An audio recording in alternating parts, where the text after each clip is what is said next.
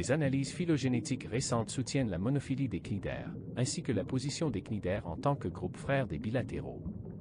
Des cnidaires fossiles ont été trouvés dans des roches formées il y a environ 580 millions d'années, et d'autres fossiles montrent que les coraux peuvent avoir été présents peu avant il y a 490 millions d'années et se sont diversifiés quelques millions d'années plus tard.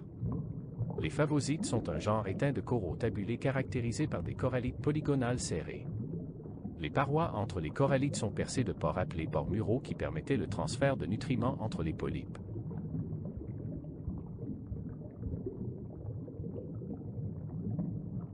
Alizite est un autre corail tabulé. Les colonies vont d'un à des dizaines de centimètres de diamètre. Ils se nourrissent de plancton. Les coraux tabulés avec des squelettes massifs contiennent souvent des symbiotes endobiotiques. Ils sont presque toujours coloniaux, formant des colonies de cellules hexagonales individuelles appelées corallites définies par un squelette de calcite. Les cellules adjacentes sont reliées par de petits pores.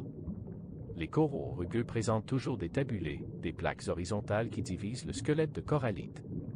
Ces corallites sont généralement grandes par rapport aux différents types de coraux. La symétrie peut être distinguée par l'orientation des septa dans une section transversale du corail. Les coraux rugueux présentent toujours une symétrie bilatérale tandis que les coraux tabulés et scléractiniens présentent une symétrie radiale. La plume de mer orange se nourrit de plancton qu'elle attrape avec les tentacules de ses panaches plumeux. Il s'oriente perpendiculairement au courant et peut se déplacer vers un nouvel emplacement s'il le souhaite. Lorsque l'organisme est dérangé, il peut pomper l'eau et se rétracter dans sa base bulbeuse. Il émet alors de la bioluminescence, peut-être pour effrayer des prédateurs potentiels. Certaines étoiles de mer se nourrissent exclusivement de ces animaux.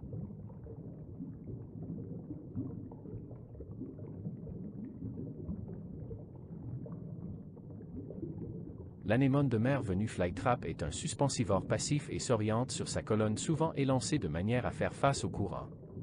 Son disque pédalier est petit et ses tentacules sont courts par rapport au grand disque oral concave, en forme d'entonnoir ou de champignon. Il étend ses tentacules en deux rangées, une réfléchie vers l'arrière et l'autre inclinée vers l'avant, et recueille les particules de nourriture au fur et à mesure qu'elles dérivent. Les anthozoaires sont des carnivores, attrapant des proies avec leurs tentacules. De nombreuses espèces complètent leurs besoins énergétiques en utilisant des algues unicellulaires photosynthétiques qui vivent dans leurs tissus. On les trouve dans les eaux peu profondes et dans bon nombre de ces masses terrestres périphériques. Avec une structure tridimensionnelle, les récifs coralliens sont des écosystèmes très productifs, ils fournissent de la nourriture à leurs habitants.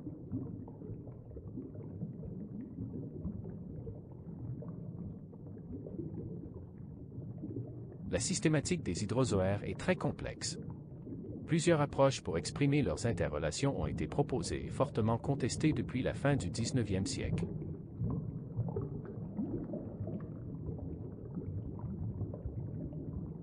Pandea rubra se trouve dans les eaux extrêmement profondes et froides de l'océan Pacifique. Il peut émettre de la bioluminescence, cet accent grave dire une lumière produite par une réaction chimique au sein d'un organisme vivant. C'est un type de luminescence, qui est le terme désignant une réaction chimique produisant de la lumière. Turritopsis nutricula est un petit hydrozoaire qui, une fois arrivé à l'âge adulte, peut transférer ses cellules vers son stade juvénile. Ce trait adaptatif a probablement évolué afin de prolonger la vie de l'individu. La capacité de transdifférenciation, une cellule non souche qui peut se transformer en un type de cellule différent, dans ces cellules est essentielle pour le cycle de vie changeant de cette espèce. On ne sait pas si les cellules souches jouent ou non un rôle dans ce processus.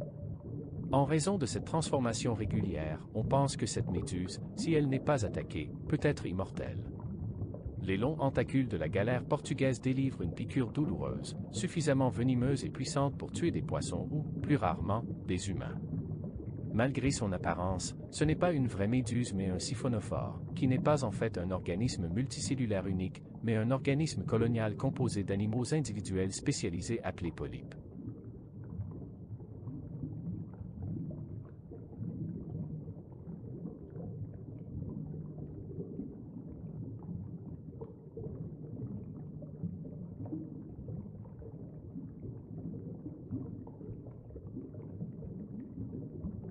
La méduse atolla est bioluminescente.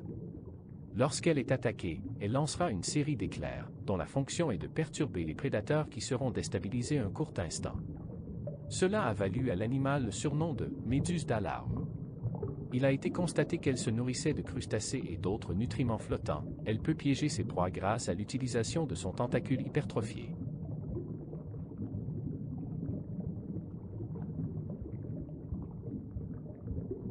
Les méduses Cassiopeia vivent généralement à l'envers sur le fond, ce qui leur a valu leur nom commun anglais, méduse renversée. Ces méduses participent à une relation symbiotique avec les dinoflagellés photosynthétiques et doivent donc se coucher à l'envers dans des zones où la pénétration de la lumière est suffisante pour alimenter leur source d'énergie.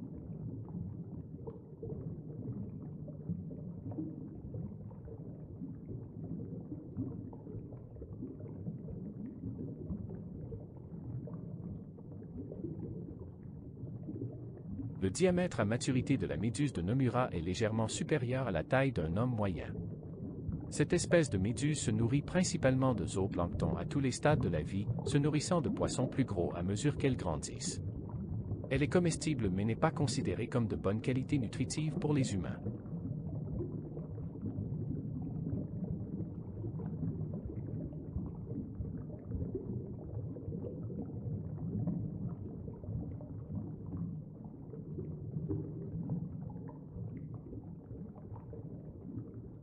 La méduse à pois blanc vit en symbiose trophique avec un organisme unicellulaire capable de photosynthèse, la zooxanthelle. Ce mutualisme est basé sur un cycle de vie qui permet un échange d'énergie entre les deux espèces. Elles ont une durée de vie d'environ 4 mois et sont actives principalement du milieu de l'été au début de l'automne.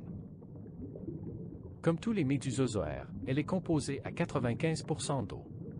Cette densité similaire à l'eau lui permet de flotter facilement. La méduse boussole est une espèce de méduse très commune qui vit principalement dans les eaux côtières. Sa bouche est située en bas au centre de la cloche, entre 4 bras oraux. Ces méduses peuvent revenir au stade de polype pour libérer plus de méduses ou continuer à se développer vers l'adulte. Une fois adulte, elle ne peut pas redevenir un polype mais et se développe d'abord en mâle, puis en femelle.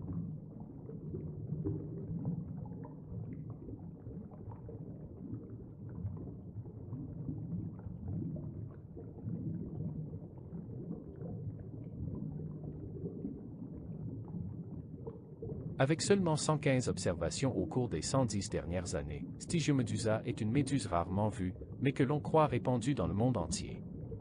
On pense que c'est l'un des plus grands prédateurs d'invertébrés de l'écosystème des grands fonds marins. La méduse a une cloche en forme de parapluie qui peut mesurer jusqu'à 1 mètre de large.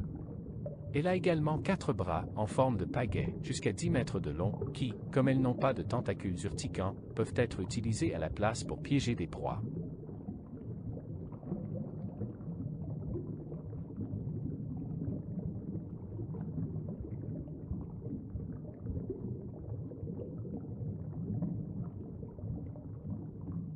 Tiburonia est une autre très grande méduse, avec un aspect inhabituel à bien des égards. Il est très probable que ces méduses présentent un gigantisme abyssal. Tout son corps est de couleur rouge foncé. À ce jour, seuls 23 membres de l'espèce ont été trouvés et un seul a été récupéré pour une étude plus approfondie.